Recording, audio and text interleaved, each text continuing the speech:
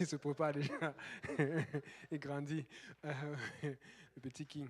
Je voulais juste apporter pour la table ronde, la prochaine table ronde. Ils auront du travail. Le frère Simplice et le frère Ludovic. Ce sera le 4 février, donc dans 2 semaines, pas la semaine prochaine. Amen. J'apporte le premier sujet parce que c'est un sujet qui revient dernièrement et qui est important parce que des fois, on a l'impression que on, on parle seulement d'alcool, de vin, de promiscuité, de drogue. Non, on va parler de l'identité de Dieu. Donc venez avec toutes vos questions sur la Trinité, parce que nous, on croit qu'il n'y a pas de Trinité, qu'il n'y a qu'un seul Dieu. Amen. Donc vous allez shooter tout ça au frère Simplice, au frère Ludo. Amen. Donc ils vont se préparer. Et puis dans la deuxième partie, on va prendre vos questions que vous aviez la dernière fois sur tous les autres sujets. Amen. Peut-être la deuxième, je dirais troisième partie et demie, parce que le frère Simplice va évaluer comment on va faire. Mais il faut qu'on parle parce que nous sommes des unicitaires. Amen. Et quand tu es unicitaire, quand tu connais l'identité de Dieu, ça aide même pour connaître sa doctrine, pour connaître sa volonté. Amen. Parce qu'il y a des gens aussi qui l'ont reconnu que quand ils priaient avant, ils priaient le Père, après ils priaient le Fils, après ils priaient le Saint-Esprit. Et souvent, pour ne pas fâcher quelqu'un, ils allaient prier moitié-moitié. Non, ça ne marche pas. Surtout que la Trinité dit qu'ils sont co-égaux, co-puissants, co-éternels. Non. Il n'y a pas de co-égal, co-puissant, co-éternel. Il n'y a qu'un seul Dieu. Son nom est Jésus. Amen. Mais maintenant, pourquoi on dit que Jésus est Dieu manifesté en chair? Venez le 4 février. Amen. Et on va parler de ça de long en large. Et donc, on va être là tôt. Amen. Je vais voir avec le frère Ludovic. C'est un bon cuistot pour les déjeuners. On va faire quelque chose de spécial. On a un gens qui aiment les déjeuners ici, là. Et on va vraiment bien vous recevoir et puis on va avoir un bon moment. Amen. C'est ça. Donc, c'est ça. On va donc commencer. On va juste résumer rapidement. On avait vu la dernière fois que Joseph était en prison. Amen. Et on trouvait ça injuste. Mais combien de temps il a passé en prison, je ne sais pas. Mais je sais que le minimum qu'il a passé en prison, c'est 2 ans. Pourquoi? Parce que la Bible dit que les chansons l'ont oublié pendant 2 ans. Amen. Bon, honnêtement, je pense, quelqu'un se rappelle le témoignage de la femme du pasteur de Verdun, non, de la Chine. Comment on appelle? J'oublie son nom. Patrick, Pedro Patrick. Vous vous rappelez, un jour, on l'avait invité pour qu'elle fasse le service. Il faut taper Sœur Patrick sur Internet, JP, vous allez voir. Elle a fait tout un témoignage au service des sœurs il y a 2 ans ou 3 ans. Elle était venue, elle avait parlé. Ils étaient arrivés dans un pays où, je ne sais plus, ceux qui ont suivi ça, c'était où? Un pays un peu style. Hein? Non, elle vient du Nigeria, mais c'était un pays hors de, peut-être en Asie comme ça là. Et elle a fait la prison injustement. Elle a été là pendant un moment et son mari était venu ici, on priait pour elle. Elle a fini par sortir de prison. Mais tout le temps qu'elle était en prison au départ, elle trouvait ça injuste parce que c'était vraiment injuste la façon dont elle est rentrée en prison. C'était une erreur gravissime. Mais comme il y a certains pays où il n'y a pas de loi vraiment ou de justice comme ici, là, et nous sommes dans un pays, nous sommes bénis, nous prenons ça pour acquis. Alors, qu'est-ce qui s'est passé? Elle a été en prison injustement. Mais arrivée là-bas, à un moment, Dieu lui a parlé et dit, qu'est-ce qui se passe? Pourquoi tu m'appelles tous les jours? Est-ce que tu ne sais pas que je t'avais envoyé pour quelque chose? Et elle s'est rappelée que quand elle allait là-bas au départ, c'était pour prêcher l'évangile. Mais quand elle allait pour prêcher l'évangile, elle allait pour prêcher, selon ce qu'elle avait imaginé, que Dieu va ouvrir la porte ici, là. Et en prison, quand elle s'est ressaisie, elle a gagné beaucoup de gens en prison. Il y a des gens qui n'auraient jamais connu Dieu si elle n'était pas entrée en prison parce que ces gens-là, justement, le fait d'être entré en prison, ça les a un peu fait se reparler sur eux, sur leur vie. Et puis, tu ne peux pas les avoir dehors. Qui va aller faire le ministère des prisonniers? Maintenant, si je dis à quelqu'un de lever les mains, il ne va pas lever parce que pour pouvoir faire le ministère des prisonniers, il faut aller en prison. Amen. Non, mais on a un ministère comme ça, là. Le pasteur s'est fait ça ici quand il était avant, mais je sais qu'il y a des gens qui font ça à Saint-Laurent. Ils vont dans des prisons, ils ont accès à ces gens et tout ça, là.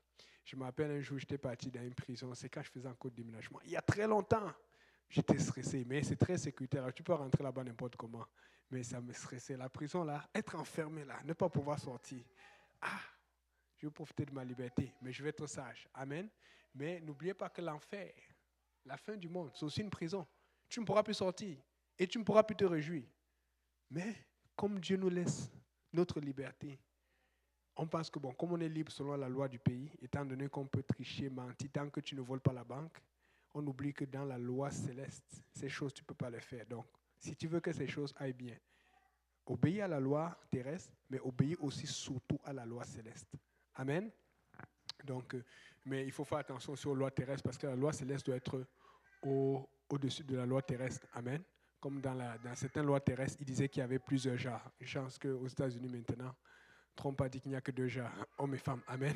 Mais au Canada, je pense qu'ils n'ont pas encore compris cela. Donc, on obéit d'abord à la loi céleste avant d'obéir à la loi terrestre. Amen. Donc, là, Joseph, alors, il fait des rêves. Et puis, plus il avance, plus les rêves sont difficiles, mais plus il les répond facilement, il les explique facilement. Et puis après, il explique le rêve de Pharaon. Et puis Pharaon dit, mince, qui d'autre que toi? Même les gens de Pharaon disent, donc, on va te mettre là-bas. Et j'avais apporté le fait que Joseph était aussi dans une position d'honneur parce que la veille, il était en prison. Honnêtement, si on avait dit à Joseph, le Seigneur va te sortir demain, il aurait été content, mais si ça n'arrivait pas, qu'est-ce qu'il aurait fait? Tu es un faux prophète. Et c'est ça le danger. Arrêtez de chercher les prophètes qui vont prophéter sur votre vie. Si tu veux que la prophétie de Dieu arrive sur ta vie, fais ce qui est bien, mets-toi en règle avec Dieu. Or, Joseph, qu'est-ce qu'il a fait? Étant donné qu'il avait déjà fait une erreur chez Potiphar, étant donné qu'il était en règle, mais qu'il avait un peu flirté, il a compris que non, avec Dieu, je garde les règles de Dieu. Et alors qu'on est venu chercher Joseph en prison, il était en règle avec Dieu, il n'attendait plus Dieu. Puisque Dieu était avec lui, Dieu était avec lui en prison. Des fois, le problème, c'est que tu veux sortir de quelque chose que Dieu te permet parce que tu penses que Dieu est de l'autre côté. Dieu est là où tu es. Assure-toi juste d'être en communion et en communication avec Dieu dans ton décor. Amen. Et quand Joseph a compris cela, finalement, Dieu a dit, OK, tu es trop avec moi, viens alors. Et on l'amène. Le lendemain, il est le second de Pharaon. On dit premier ministre d'Égypte. Et même, c'était juste l'honneur pour lequel Pharaon était. Mais celui qui commandait en Égypte, celui qui faisait tout, les vrais ordres, c'était lui qui donnait les ordres. Et voilà comment Dieu l'a élevé. Mais il a supporté la prison injustement. Amen. Donc, et là, ça apporte aussi autre chose.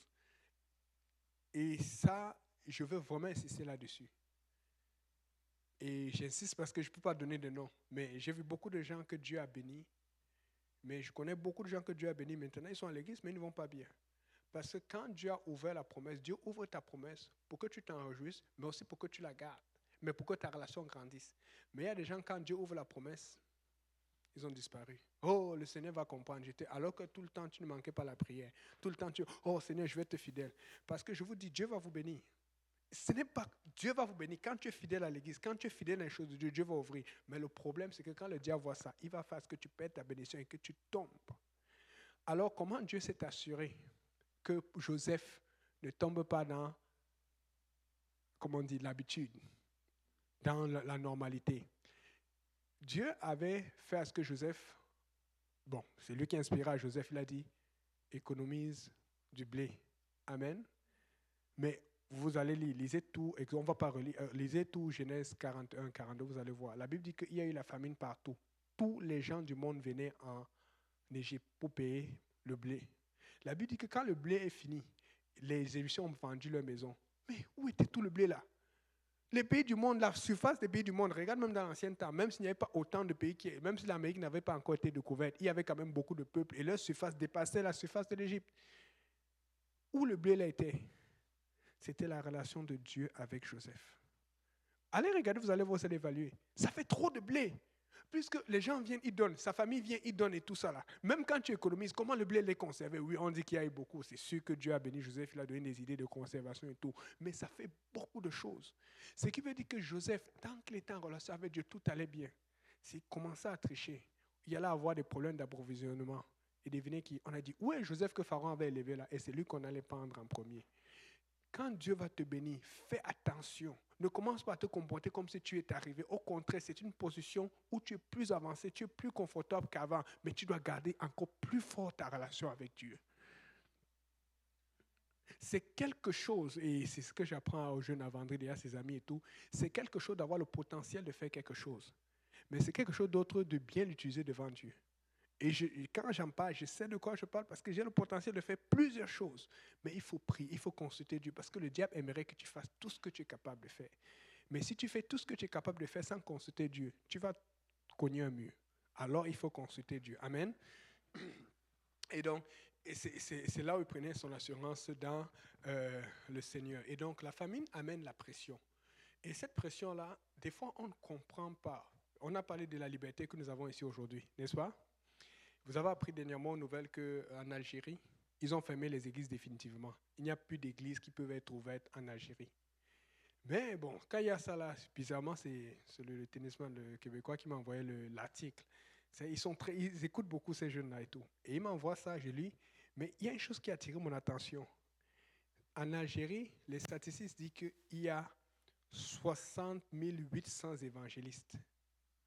Et j'ai remarqué que partout dans les pays où il y a des chrétiens, les chrétiens les plus populaires sont les catholiques. Oui ou non? Je pense qu'ici, là, on est peut-être 5% de chrétiens catholiques et le reste, 1%, c'est évangélique et puis pentecôtistes mélangés. Donc, mais, devinez, quel est le pourcentage de chrétiens catholiques en Algérie? Je n'ai pas pu avoir, mais c'est très peu. On dit que de tous les chrétiens évangéliques qui sont 60 000, le nombre de chrétiens qui sont pentecôtistes, c'est 42 000. C'est combien qu'ils ont dit? J'avais la note ici, là, 42 900.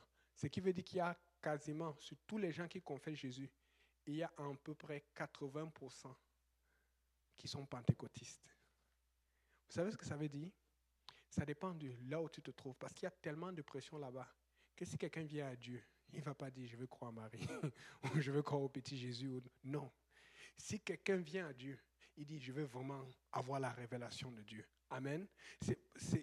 C'est pour vous dire que des fois, si vous fuyez la pression, en fait, vous êtes en train de fuir la bénédiction. Il faut dire Seigneur, aide-moi à passer à travers cette pression. Amen. Et c'est la raison pour laquelle maintenant j'ai pris une décision en 2025. Ça, je vous l'annonce officiellement. Quand on va me demander d'où je viens, je ne vais plus dire que je suis pentecôtiste. Parce que les gens parlent trop mal et tout. Je vais dire je suis pentecôtiste après. Maintenant, je vais dire je fais partie de ceux qui croient au déversement du Saint-Esprit le jour de la Pentecôte. J'ai décidé, je lisais, je méditais, j'ai dit mais c'est vrai. Chaque fois que tu dis, tu viens de quelle église? Oh, évangélique, catholique, y a-tu quelque chose à dire? Moi maintenant, dès qu'on me pose la question, je vais faire cet effort. Si vous pouvez essayer, mais moi, j'ai décidé comme cela, à force de rechercher, de regarder. Parce que les gens, dès que tu es pentecôtiste, vous êtes les coureurs, vous êtes les trucs. Non, on aime d'abord Jésus. Et la première raison qui nous fait être pentecôtiste, ce n'est même pas courir, c'est la Pentecôte. Et la Pentecôte, c'est quoi? C'est le jour que le Saint-Esprit est descendu. Donc, à partir d'aujourd'hui, notez bien, le frère Yannick, tu viens de quelle église? Je viens de l'église de ceux qui croient au déversement du Saint-Esprit le jour de la Pentecôte. Comme ça, ils vont être obligés d'aller regarder dans Acte 2, versets 1 à 4. Ça, c'est la décision que j'ai prise. Je suis fatigué de pentecôtisme. Pentecôtisme quoi? Saint-Esprit. Il faut qu'on parle du Saint-Esprit. Comme ça, ils vont dire, est-ce que tu crois pas? C'est quoi le Saint-Esprit? Ah, mais tu reçois Jésus. Non, non, non, non, il faut parler en notre langue. Parce que si vous remarquez bien, et je dis ça dans mes conversations, des fois, quand j'ai dit aux gens que je suis pentecôtiste, des fois, la conversation n'a même pas continué. Tu sais même pas ce qu'il a dit dans sa tête. Toi là aussi. Maintenant, je vais dire, je crois au Saint-Esprit avec l'évidence de parler en d'autres langues. Et puis, on les appelle les pentecôtistes. Vous comprenez où je veux en venir? Il faut que les gens sachent vraiment d'où tu viens, la base. Comme ça, on va être obligé de parler de cette histoire du Saint-Esprit plus souvent que de parler de juste tu es pentecôtiste. Parce que le mot pentecôtiste est devenu péjoratif littéralement. Parce qu'on a des pentecôtistes unicitaires ou trinitaires. Or, nous sommes unicitaires. Mais est-ce que tu auras le temps d'expliquer tout cela? Mais je vais m'assurer d'expliquer que je crois au déversement du Saint-Esprit le jour de la Pentecôte. Amen. Voilà, ça c'est ma décision pour 2025. Donc ça, et c'est pour ça que tous les moyens sont bons pour faire connaître le Saint-Esprit. Tous les moyens sont bons. Vous savez ce que je fais maintenant? Parce que les gens se demandent souvent, pourquoi il met des vidéos même de tennis et tout là. Je vais vous raconter. Ça, vous allez voir, des fois je vais mettre le tennis, ça attire les gens. Les gens demandent, écoutez, tout est bon, il faut qu'ils connaissent Dieu. Et quand ils vont regarder dans ton profil, ils voient aussi des vidéos. Parce qu'il y a des gens qui regardent seulement ça. Je connais des amis même, avec qui je joue souvent, et qui me connaissent, qui ne sont pas chrétiens, mais ils veulent seulement voir un peu, est-ce qu'ils jouent encore? Ce qui s'est passé, c'est que les jeunes avec qui on joue, souvent là, ceux qui entraînent souvent la sœur Josée et la sœur Joël, il y a un de leurs amis aussi qui joue beaucoup, et chaque fois que je mets le tennis, ils taguent et ils partagent. Et comme j'ai vu qu'ils ont commencé à beaucoup partager, je me suis rendu compte qu'il y avait des gens que je vois de Turquie, d'ailleurs, de tel pays, parce que je me suis rappelé que c'est vrai qu'ils voyagent beaucoup parce qu'ils font la compétition. Et comme ils font la compétition, ils voyagent dans des endroits où il y a souvent des musulmans, des gens, des bouddhistes, d'autres croyances. Mais tu vas voir, c'est aux États-Unis et en Amérique que les gens aiment beaucoup faire ce qu'on appelle la division entre l'État et le clergé. C'est-à-dire que tu vas voir beaucoup de gens qui sont professionnels mais qui ne parlent pas trop de leur foi, ils font attention.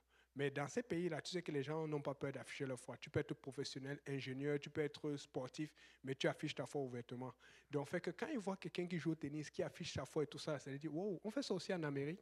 Et je me suis rendu compte que beaucoup de vidéos devenaient populaires et c'était un moyen d'évangélisation. Et les gens posent ces questions et tu réponds. Tu ne sais pas ce que ça va ouvrir comme porte chez lui ou pour ouvrir une église, je ne sais pas. Mais tout moyen est bon pour connaître le Seigneur. Amen. J'écoutais une prédication comme ça.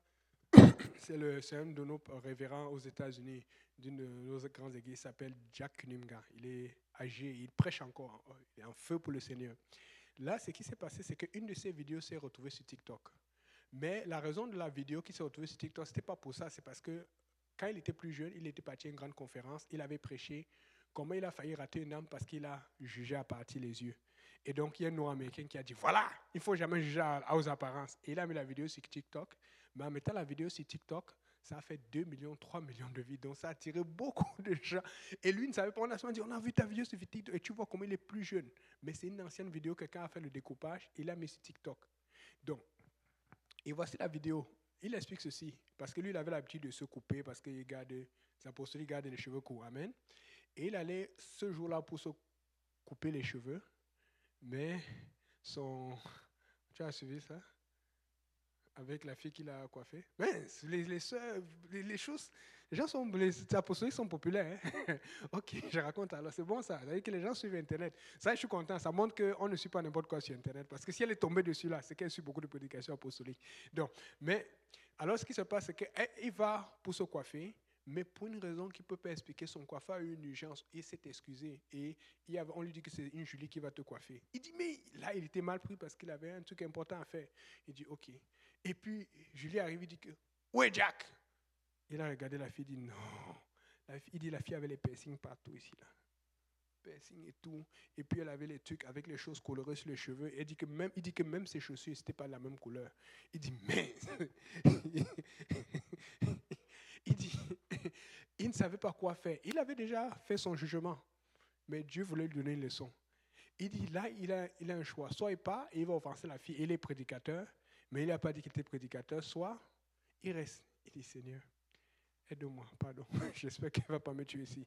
Donc, elle commence à le coiffer alors. Elle commence à le coiffer et tout et tout. D'habitude, quand le coiffeur parlait de Dieu avec son coiffeur ou avec tout le monde, mais il dit, non, je ne parle pas à cette fille. Ça, il était vraiment, Dieu voulait lui donner une vraie leçon. Et la fille dit, tu fais quoi comme travail?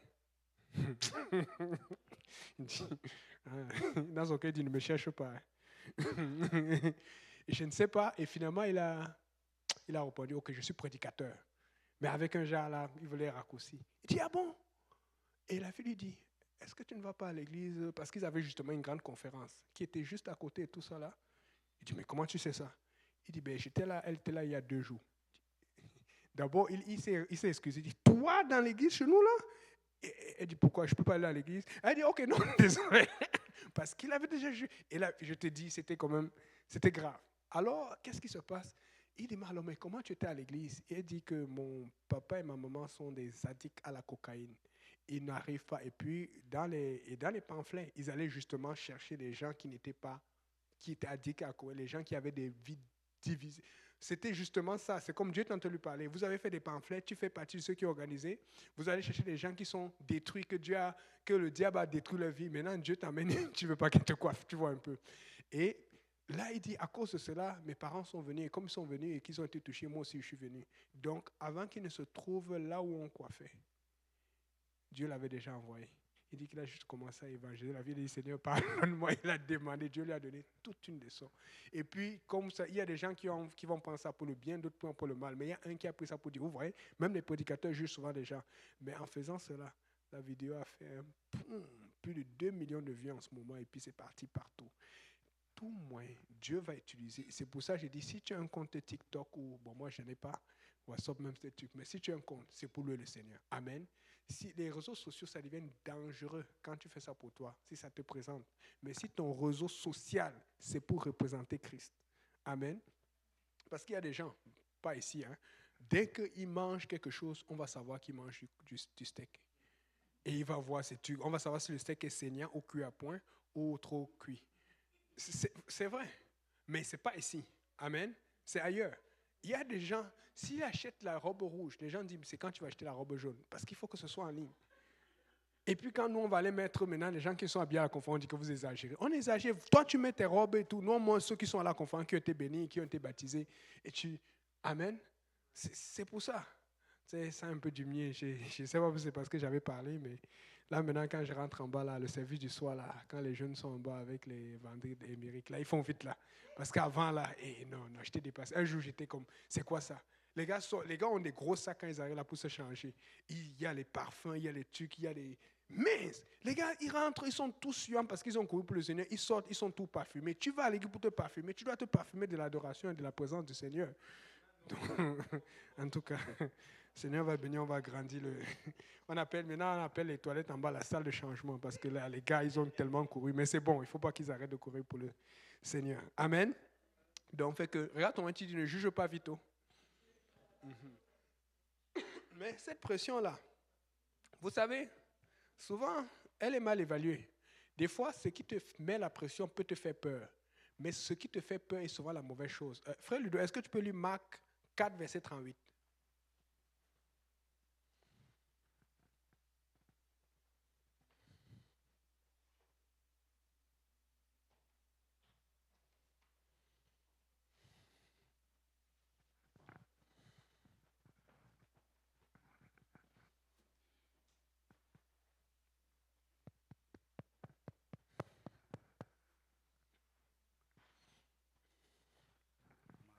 Marc 4, 38. Verset 38. Et lui, il dormait à la porte sur le coussin. Ils le réveillèrent et lui dirent, Maître, ne t'inquiètes-tu pas de ce que nous périssons? Ok. Et là, on ne va pas lire toute l'histoire, on va relire juste un autre verset. Mais le contexte, vous vous rappelez, Jésus est dans le bateau, et il y a les vents, il y a les mers. Et sans tout de bouger, ça bouge tellement fort qu'eux, ils ont commencé à paniquer. Et quand ils paniquent, ils vont chercher Jésus. Mais Seigneur, on est en train de périr, qu'est-ce que tu fais? Parce qu'ils avaient peur. Amen.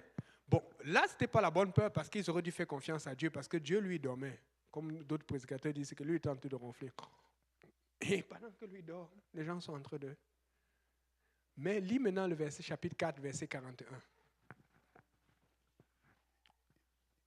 Ils furent saisis d'une grande frayeur et ils se dirent les uns aux autres, quel est donc celui-ci à qui obéissent même le vent et la mer? Vous voyez, dans un cas, ils ont d'abord eu peur des vents. Mais dans l'autre cas, après que Jésus ait grondé le vent pour te dire calme-toi la mer, maintenant ils ont peur de Jésus. Il dit mince. Donc, fait que peut-être ta peur est dirigée du mauvais côté. Si tu as vraiment la crainte de Dieu, si tu as peur de Dieu, tu ne vas pas avoir peur des épreuves. Et même si tu as peur des épreuves, tu vas pouvoir passer à travers. La clé, c'est quelle est la valeur de ta crainte de Dieu? À quel point tu honores Dieu? À quel point tu crains Dieu?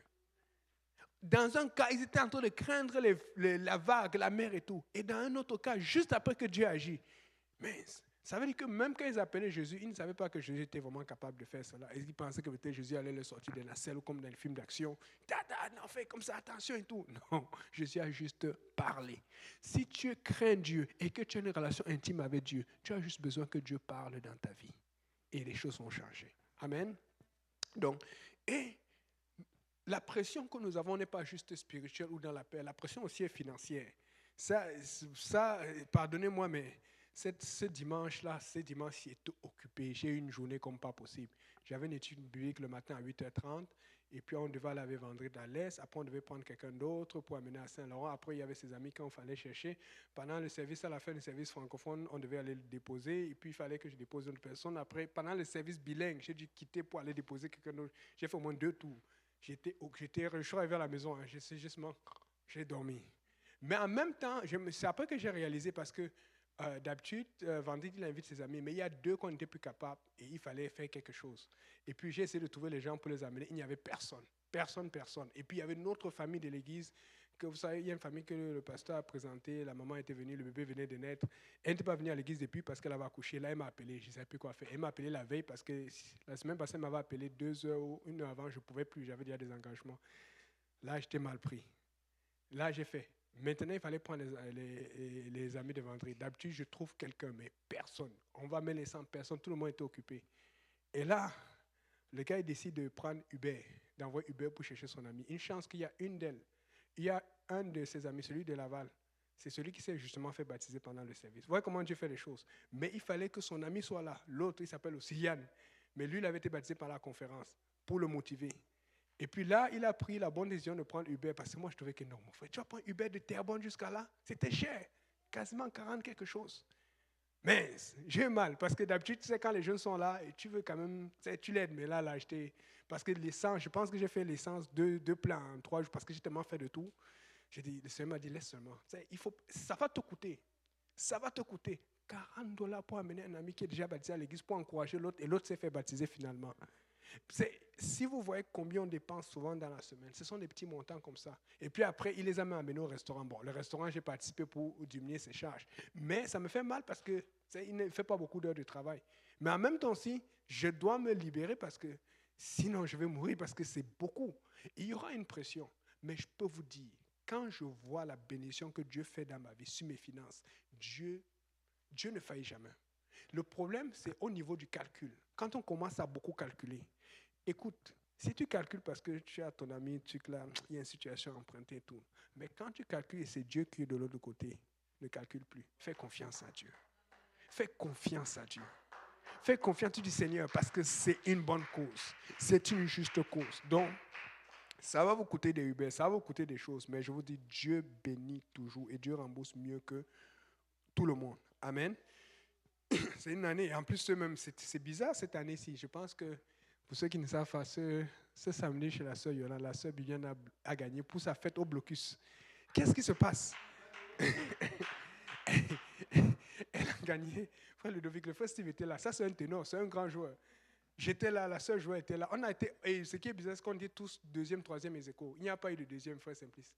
On se tabassait entre nous là, elle nous a pris doucement, ou c'est parce que c'était sa fête, Dieu l'a honoré, ou je ne sais pas. Elle nous a battu au blocus, donc ça dit que depuis le début de l'année, je n'ai pas gagné un match. Parce que le précédent, c'était Vendée qui a gagné. Donc les choses sont en train de changer. Ce qui veut dire que si vous n'êtes pas capable de prendre l'honneur de la victoire, prenons aussi la pression qui vient avec cela, pardon. Parce qu'il y a la pression spirituelle, il y a des responsabilités spirituelles. Amen. Voilà, le message est passé. Alléluia. Donc, et à cause de cela, c'est quand tu vis ces choses, écoute, ce qui te permet de savoir que tu es bien portant, c'est cette pression spirituelle, c'est cette pression financière. Je ne dis pas que d'aller dépenser, de ne pas être sage. Il faut être sage. Comme par exemple dimanche, c'est quand j'ai vu vraiment que je ne pouvais rien faire, que je l'ai laissé dépenser. Vous voyez un peu, il y a des moments où tu ne peux rien faire. Si c'est juste ça qui a fait, tu vas le faire. Si tu as l'argent dans le compte, fais-le. Si tu as le moyen, si tu es capable de conduire, tu n'es pas trop fatigué, accompagne une autre personne. Fais-le pour Dieu, parce que c'est ça qui va permettre le réveil de la fin des temps, parce que le Seigneur revient. Amen. Et on va lire ça. J'ai avancé dessus à Hochelaga la dernière fois, mais on va lire ça aujourd'hui. Avec les sœurs d'Hochelaga la dernière fois. Lisons Marc 5, versets 1 à 20. Ils arrivaient à l'autre bord de la mer, dans le pays des Gadaréniens. Aussitôt que Jésus fut hors de la barque, il vint au-devant de lui un homme sortant des sépulcres et possédé d'un esprit impur. Cet homme avait sa demeure dans les sépulcres et personne ne pouvait le lier, même avec une chaîne. Car souvent il avait eu les fers aux pieds et avait été lié de chaînes, mais il avait rompu les chaînes et brisé les fers, et personne n'avait la force de le dompter. Il était sans cesse, nuit et jour, dans les sépulcres et sur les montagnes, criant et se meurtrissant avec des pierres. Ayant vu Jésus de loin, il accourut, se prosterna devant lui et s'écria d'une voix forte: « Qu'y a-t-il entre moi et toi, Jésus, fils du Dieu très haut? Je t'en conjure au nom de Dieu, ne me tourmente pas. » Car Jésus lui disait: « Sors de cet homme, esprit impur. » Et il lui demanda: « Quel est ton nom? » « Légion est mon nom, lui répondit-il, car nous sommes plusieurs. Et il le priait instamment de ne pas les envoyer hors du pays. Il y avait là vers la montagne un grand troupeau de pourceaux qui paissaient. Et les démons le prièrent, disant, envoie-nous dans ces pourceaux afin que nous entrions en eux. Il le leur permit, et les esprits impurs sortirent, entrèrent dans les pourceaux, et le troupeau se précipita des pentes escarpées dans la mer. Il y en avait environ 2000 et ils se noyaient dans la mer. Ceux qui les faisaient perdre s'enfuirent et répandirent la nouvelle dans la ville et dans les campagnes. Les gens allèrent voir ce qui était arrivé. Ils vinrent auprès de Jésus et il vit le démoniaque, celui qui avait eu la légion, assis, vêtu et dans son bon sens. Et il fut saisi de frayeur. Ceux qui avaient vu ce qui s'était passé leur racontèrent ce qui était arrivé au démoniaque et au pourceau. Alors ils se mirent à supplier Jésus de quitter leur territoire. Comme il montait dans la barque, celui qui avait été démoniaque lui demandant la permission de rester avec lui.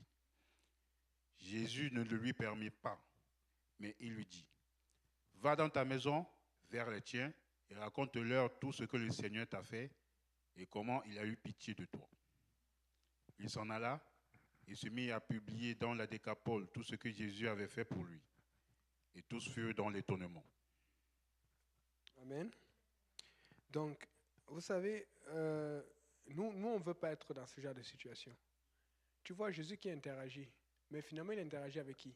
Avec le mauvais esprit ou avec l'homme? Nous sommes remplis du Saint-Esprit. Amen. Quand tu es rempli du Saint-Esprit, tu ne dois pas être rempli de démons. Parce que nous avons vu les possessions et j'ai raconté ça. À l'église, tu vas tout apprendre. Parce que, comme on dit souvent, il faut faire attention. Les gens aiment ce qu'on appelle les services de délivrance, les églises de délivrance, églises non. Il faut église du salut, église le message, l'évangile. Amen.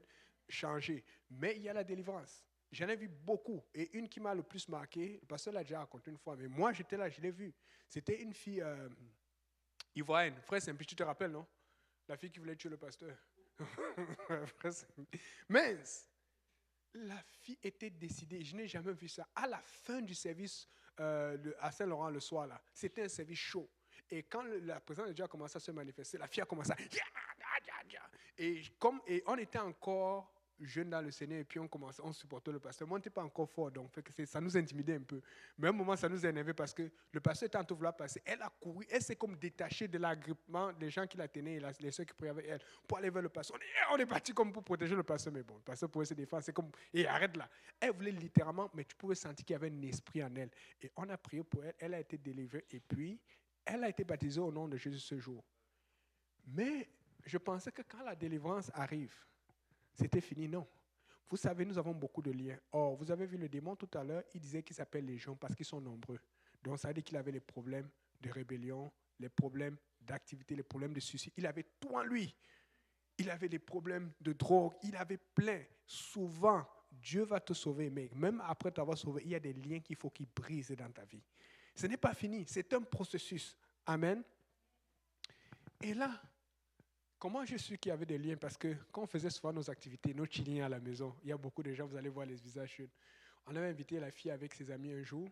On était à la maison avec le frère Simplice.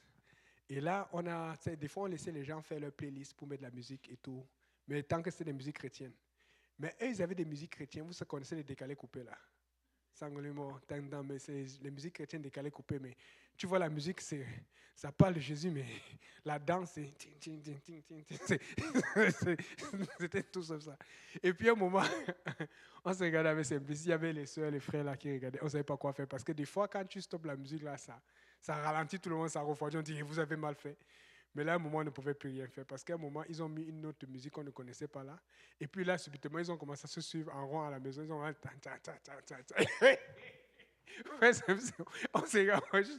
c'était chez moi qu'on ça des fils de l'homme. C'était encore bien tout ça là. On a dit non, là, la qualité là, on ne pouvait plus. On était gênés. On n'a jamais raconté son pasteur parce qu'il allait nous tuer. Parce qu'il dit, faites attention. Les Chili, les gens aimaient. Ça nous a beaucoup aidé parce qu'on jouait au Monopoly. La sœur José se rappelle.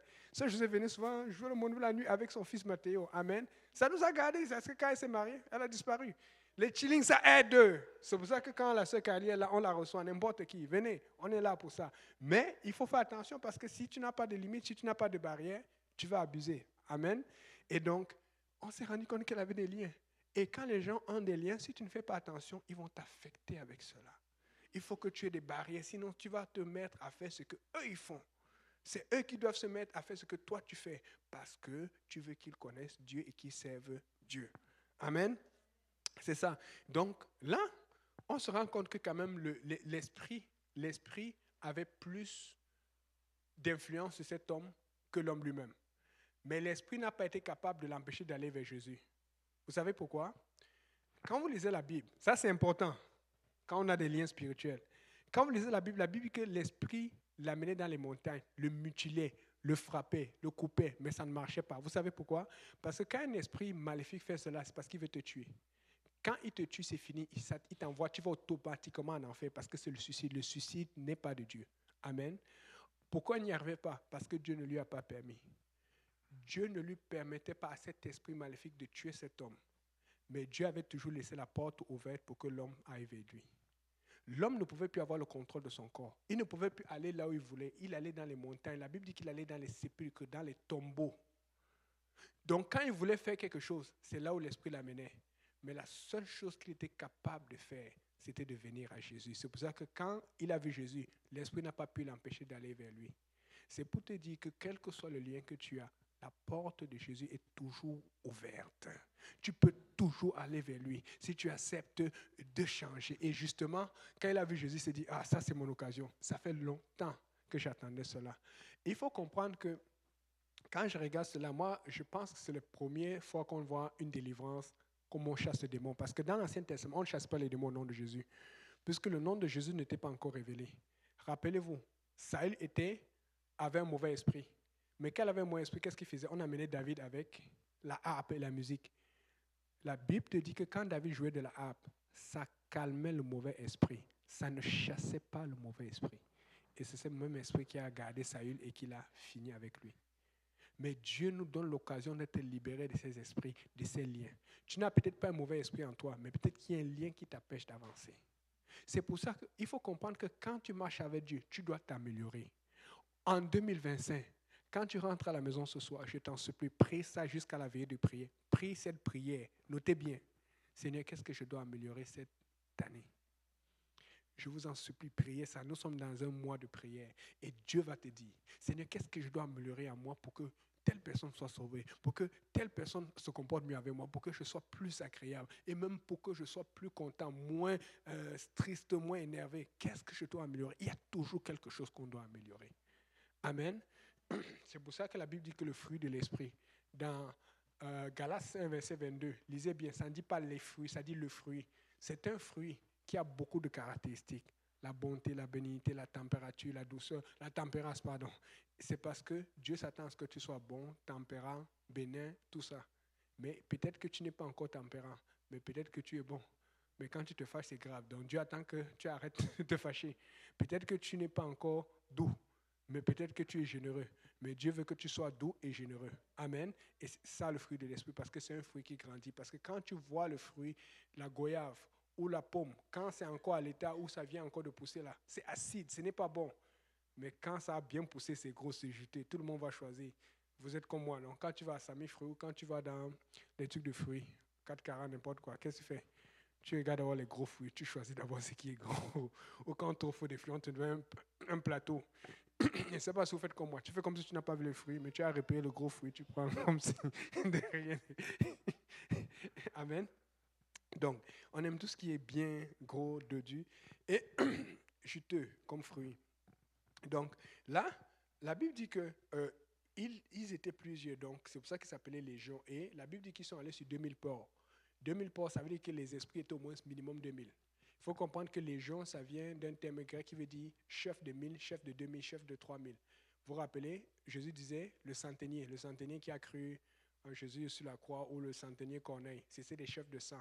Parce que c'est comme ça dans l'armée romaine, il y avait des chefs de 100, chefs de... Donc quand ils s'appelaient légion, c'est parce qu'ils étaient vraiment des milliers, des milliers. Et peut-être d'autres pensent que c'était même 6000 plus. Justement, 2000 porcs n'ont pas pu, puisqu'on dit que les porcs étaient environ 2000, n'ont pas pu les supporter. C'est parce que le porc n'est pas fait comme l'humain. L'esprit doit rentrer dans l'humain. Et le meilleur esprit qui doit rentrer dans l'humain, c'est l'Esprit de Dieu, l'Esprit Saint. Mais si ce n'est pas l'Esprit Saint qui te remplit, le diable va tout faire pour te remplir. Parce que le diable veut te diriger en enfer et Dieu veut te diriger au ciel. Mais comment tu fais à ce que pour que Dieu te remplisse? En lisant ta parole régulièrement, en faisant sa volonté, en cherchant sa face. Et on peut prier aussi pour toi pour le baptême du Saint-Esprit. Aujourd'hui, tu peux le recevoir. Si tu es gêné, appelle-nous, on va prier pour toi après. Mais il faut avoir le baptême du Saint-Esprit. C'est un don qui est dans la Bible. Amen. Et qui est disponible pour nous autres. Donc, et pour tout le monde qui a soif. Là, autre chose. Les démons demandent, Seigneur, ne nous chasse pas comme ça. Toi, tu as autorité, mais ne nous chasse pas comme ça. Il avait autorité. Parce que l'autorité de Dieu n'était pas juste parce qu'il pouvait parler. N'était pas juste à cause de son nom. C'est à cause de sa relation. Vous vous rappelez Paul, les démons de Shiva. Allez lire dans Acte 18. Les fils de Shiva. Ils chassaient les démons et comme ça fonctionnait, au nom de Jésus, ils se sont vantés. Ils ont commencé à faire cela. Ils ont dit, je te chasse au nom de Jésus que Paul prêche. Mais ils sont tombés sur un dur qui a dit, ah, vous là, vous abusez. Paul, je connais. Jésus, je connais. Mais toi, vous qui êtes-vous? La Bible dit qu'ils les ont tellement frappés que ça a fait peur. Tout le monde a entendu parler de ça. Ils ont compris que ce n'est pas parce que tu connais le nom de Jésus que tout démon va partir. C'est ta relation. C'est pour ça que Jésus dit, il y a des démons qui ne sortent pas le jeûne et la prière. Maintenant, tu ne vas pas jeûner 2 ou 3 jours tous les jours. Mais il y a des moments où je veux manger. Dieu te dit, mange léger pour pouvoir me réveiller la nuit pour prier. Ça dit que c'est dans une relation à long terme que tu deviens fort avec le Seigneur. Mais nous sommes tous là, le court terme. Tu as fait 2 jours, 3 jours de jeûne, tu es content. Non, on a jeûné en début d'année, mais tu peux ajuster ta façon de manger, ajuster ta façon de boire, ajuster juste pour t'assurer que tu es plus souvent dans la présence de Dieu, que tu sois plus facile, apte à lire la parole de Dieu juste quand c'est le moment où tu as le moins envie de la lire. Amen. Donc, là alors, ça amène le fait que Jésus sait que les démons ne peuvent pas aller sur les porcs, mais il permet quand même. Il y avait une raison. Quand il permet que les démons aillent sur les porcs, c'est parce que en Israël, si vous voyez depuis le temps, il y avait une loi, la loi de Moïse, ça disait que les Juifs ne devaient pas manger de porc. Le porc, c'était une nourriture malsaine. Donc, fait que quand Jésus a vu cela, il a dit, OK, vous allez faire le travail pour moi. Des fois, le diable pense qu'il te fait peur. En fait, il est en train de faire le travail pour Dieu. Toi, tu dois faire confiance à Dieu. Et donc, quand ils ont envoyé ces 2000 porcs dans les lacs ils sont allés mourir, sont auto-suicidés, Jésus a fait ce que quelqu'un obéisse à la loi. Celui-là, il s'est ruiné, mais il devait venir à Jésus. Vous pensez que pourquoi ils ont chassé Jésus? Parce qu'ils sont venus, on leur a raconté l'histoire. Ils ont vu l'homme dans son bon sens, sérieux, et dit, waouh, l'esprit est parti. Oh, que c'est impressionnant. Mais on a aussi rencontré que les 2000 morts, puisque ceux qui étaient les bergers, on dit qu'ils ont fui, ils sont partis raconter dans la ville. Et les gens de la ville arrivent, ils voient, oh, les porcs sont tout moyens. Ils ont dit, si le gars s'y entre dans nos villes, avec tous les porcs qu'on a, il va nous ruiner. Des fois, on ne reçoit pas le Seigneur Jésus parce que notre richesse a été mal acquise. Nous n'avons pas reçu Jésus comme il fallait. Je peux vous dire, quelle que soit la situation où tu es, tu peux recommencer à zéro avec Jésus en tout temps. Fais confiance à Dieu. Des fois, quand tu commences à marcher avec Dieu, tu as l'impression qu'il vient attaquer tes finances, il vient attaquer tes plans, il vient attaquer tout ce qui fonctionnait bien. Parce que tôt ou tard, le diable va se présenter. Et si ce n'est pas selon Dieu, ça va tomber pareil. Je préfère être en règle avec Dieu maintenant. Amen. C'est ça. Donc, et là maintenant, l'homme alors, qui a été libéré, là il veut suivre Jésus. Ça c'est logique. C'est toi qui m'as libéré. Mais le problème, n'oubliez pas, Jésus devait reprendre le bateau. Mais qui va alors prêcher la parole là où il était? C'est pour ça que Jésus dit, va, raconte aux tiens et à tout le monde ce que Dieu a fait pour toi. Quand Dieu te sauve, c'est pour sauver les tiens, c'est pour sauver les gens de ta région. Amen. C'est pour sauver les gens de ta région. Amen. Est-ce qu'on peut dire Amen avec assurance? Est-ce qu'on peut dire Amen avec assurance? Amen. Donc, quand tu te retrouves au travail demain, la semaine, essaie toujours de voir qui tu peux inviter. Qui est-ce que tu peux inviter à l'église? Qui est-ce que tu peux proposer? Il y a quelqu'un, tu peux donner, on est là, on va donner l'étude avec le frère Saint-Brice, on est là. Amen. Essaye toujours. Parce que ça n'a pas fait de sens. Jésus vient de chasser des porcs, il vient de chasser un démon, et puis il part avec le gars pour l'utiliser dans une autre région. Qui va s'occuper de ceux qui sont pécheurs là-bas? Mais je peux vous dire que peut-être d'autres ne vont pas accepter, mais il y a toujours un qui va le voir dire, mais tu t'es pas possédé, toi? Tu sais pas, toi, quand on te voyait dans les cercles et les gens te voyaient, les enfants te voyaient, on fuyait. Amen. Et justement, il va lui dire, en fait, ce Jésus dont on parle, il est venu, il m'a libéré, il m'a délivré. Je suis en train de te parler de lui. Et donc, il avait un travail, il avait un ministère qui devait commencer. C'est pour ça, j'apporte encore le point. Là, il est seul. Avec tous les démons, qu'est-ce qui vous dit qu'il ne peut pas encore récupérer les démons? Il avait besoin d'aide. Est-ce que Dieu, puisque plus tard, tu vois Jésus qui envoie ses disciples, je pense au Marc 5 ou 6, qui dit allez prêcher partout. Peut-être que certains sont partis là-bas. Mais il appuyait quand même qu'il y a un problème de nombre, de quantité. Qui va prêcher à ces gens? Le monsieur venait d'être délivré. Vous savez que quand quelqu'un vient te délivrer, comme la fille que je vous expliquais tout à l'heure, tu as encore des liens qui peuvent être très apparents et qui peuvent te faire retourner et devenir pire. Et c'est le problème qu'on a à l'église. C'est pour ça qu'on ne grandit pas. Je vous ai raconté ce qui est arrivé dimanche. On est en train de prier cette année pour que le frère Vendredi ait sa voiture, qu'il y ait un moyen. Parce que je peux vous dire, si vous voyez le nombre de jeunes qu'on suit, on pourrait être facilement 10 ou 15 jeunes de plus ici aujourd'hui. Et à l'église encore le dimanche plus. Mais on ne va pas être capable parce que nous ne sommes pas assez. Donc on est en train de prier pour que Dieu nous sépare vite, pour qu'on ne soit plus dans la même voiture. Parce qu'on va pouvoir faire plus. Mais est-ce que vous savez qu'on peut faire plus si vous participez? Proposez. Quelqu'un veut nous aider avec l'essence, on est là. Quelqu'un veut nous aider avec la voiture, appelez-nous. Vous serez surpris, mais vous avez peur d'appeler parce que justement, on va trouver quelqu'un à vous donner à vous chercher. Parce que le Seigneur veut qu'il y ait des âmes. Vous vous rappelez la femme dans l'Ancien Testament, là où le prophète a dit, va chercher des vases. Elle est partie chercher des vases et l'huile qui était dans le truc n'a pas cessé de couler. Mais après, ça s'est arrêté. Pourquoi? Parce qu'il n'y avait plus de vases. Le Saint-Esprit est en abondance et il veut remplir. Amen. Et ça a tombé bien parce que je pense qu'il y a deux mardis, il y a un jeune que j'étais parti. On avait dû faire toute une acrobatie pour aller le chercher. Et là, j'ai commencé à dire comment on va faire. Et puis, je me suis rendu compte que la sœur Josée et la sœur Kali habitent à côté de chez lui. Donc, on l'a lancé sur la sœur Josée et elle a pris le travail. Et elle souffre aussi avec la sœur Kali comme ça. Mais, là maintenant, lui, il habite loin à Repentigny. Moi, je suis ici à Pointe-aux-Trembles. Et là, des fois, il fallait prendre Vendredi parce que lui, il fait partie du ministère. Et puis, il y a des choses. Est-ce que vous savez qu'il y a du travail? Le problème pour lequel on ne grandit pas au Schlaga, ce n'est pas parce qu'il n'y a pas les âmes. C'est parce que tout le monde ne participe pas. Chacun doit mettre sa patte. Je sais que ce n'est pas facile, mais tu dis, Seigneur, aide-moi, comment je vais faire? Juste aller chercher les gens, ça peut nous remplir ici. Juste aller chercher, j'ai encore oublié mon sac, parce que d'habitude, moi, je suis mécanique. Chaque lundi, il y a études à Saint-Laurent. Et là, ce lundi, il n'y a pas eu d'études. Alors, d'habitude, quand il y a études à Saint-Laurent, directement, je garde mon gros sac pour mettre dans la voiture. Et puis, je sais que je suis le mardi. C'est devenu mécanique. Mais là, il n'y a pas eu d'études et j'ai oublié. Donc, j'ai dû appeler le frère Simplice. Et c'est souvent le tour. C'est la deuxième fois qu'il me fait ça. Parce qu'en début d'année, on n'avait pas d'études. Je suis tellement mécanique que des fois, j'oublie même le sac. Mais je n'oublie jamais quand il y a tous les programmes qui sont là. Mais pourquoi c'est toujours le même que je dois appeler et qui doit faire plus de tours pour aller prendre d'autres gens? Je peux vous dire, quand vous priez pour la volonté de Dieu, dites Seigneur, ouvre les portes pour qu'on fasse plus dans ta maison. C'est pour ça que Dieu dit, la moisson est blanche, mais il manque d'ouvriers. Ça peut être plus financement que tu vas participer, ça peut être plus dans ton temps.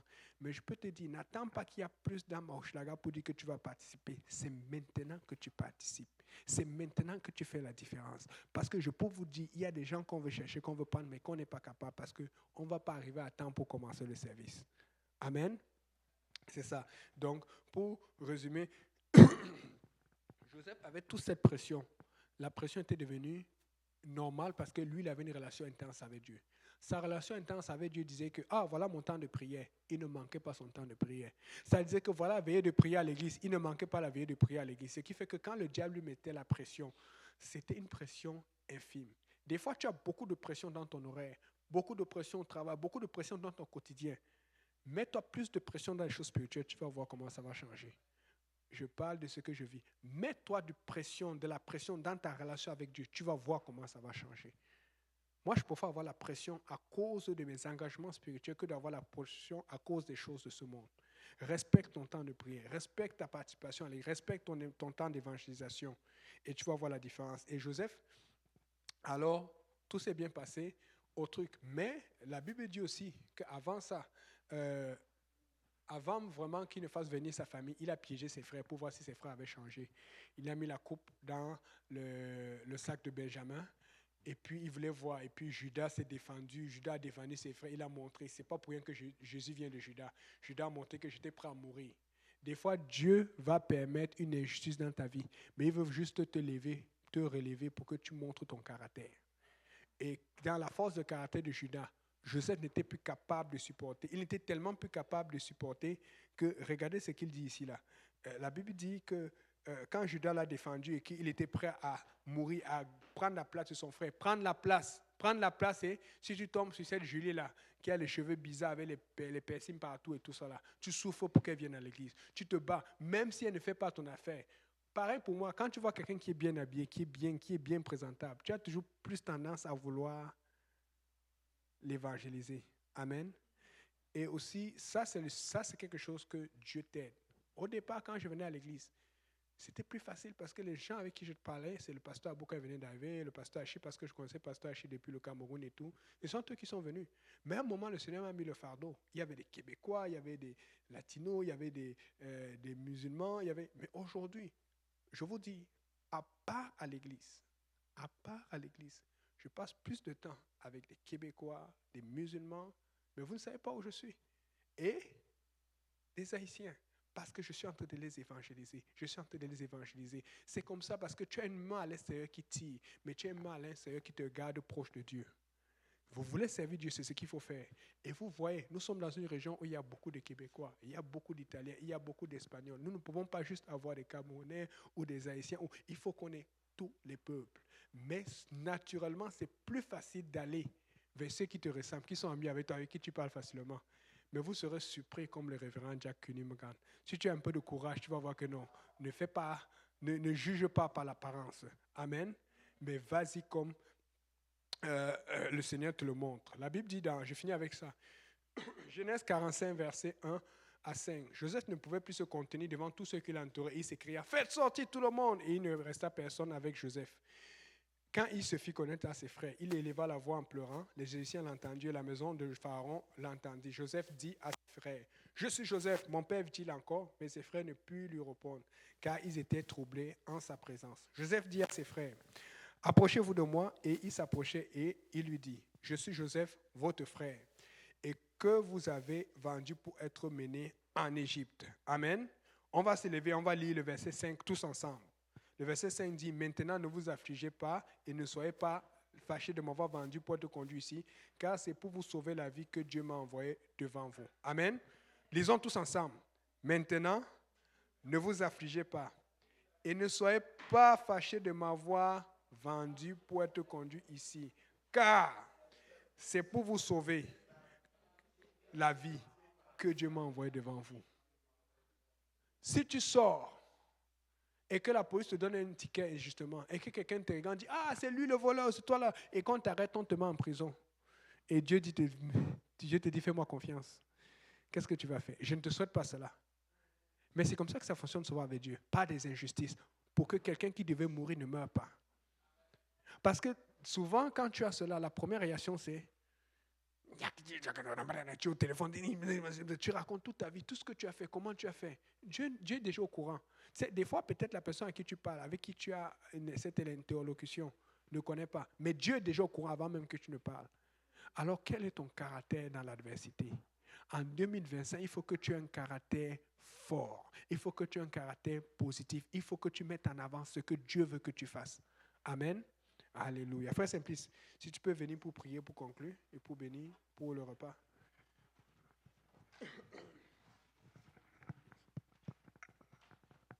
Amen. Alors, élevons la voix et puis prions le Seigneur. Papa, nous te bénissons. Nous te rendons grâce encore une fois, Papa, pour l'occasion encore que tu nous as donnée, Seigneur, d'entendre tes oracles, éternel Dieu Tout-Puissant. Papa, je prie en ce moment, Seigneur, que nos cœurs qui ont été ouverts, éternel Dieu de gloire, le reçoivent, Seigneur, et que cela produit le fruit, Seigneur, d'une repentance, Seigneur, d'un changement, Papa, d'une nouvelle naissance, Papa, d'un caractère fort, éternel Dieu de gloire, mettant, Papa, tes choses en avant, Seigneur Jésus. Je te prie en ce moment, Seigneur, que ton esprit repose, Papa, sur tes fidèles en ce moment, éternel Dieu Tout-Puissant. Papa, en ce moment où nous allons nous quitter, Seigneur, je prie, Seigneur, Papa, que tu les raccompagnes, Papa, à leur lieu de domicile, Seigneur. Papa, que chacun, Seigneur, chaque véhicule, chaque moyen qu'ils ont utilisé, Papa, pour être devant toi, Seigneur. Éternel Dieu de gloire, Papa, qu'ils soient dans ton sang, Seigneur Jésus. Papa, garde-les des accidents, garde-les aussi des autres véhicules, Éternel Dieu de gloire. Papa, qu'ils soient des chrétiens dignes, forts, Papa, pour ton royaume, Seigneur. Bénis et sanctifie la nourriture que nous allons avoir tantôt. Seigneur, que toute gloire te revienne, que le peuple de Dieu dise au nom de Jésus. Est-ce qu'on peut acclamer le Seigneur? Le Seigneur est digne de notre acclamation. Le Seigneur est puissant, le Seigneur est magnifique et sa